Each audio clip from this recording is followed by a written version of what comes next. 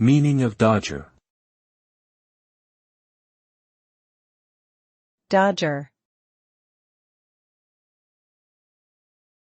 Dodger. Dodger.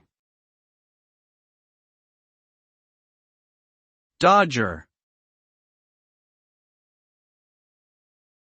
The word dodger refers to someone or something that avoids or evades something, usually in a sneaky or dishonest way.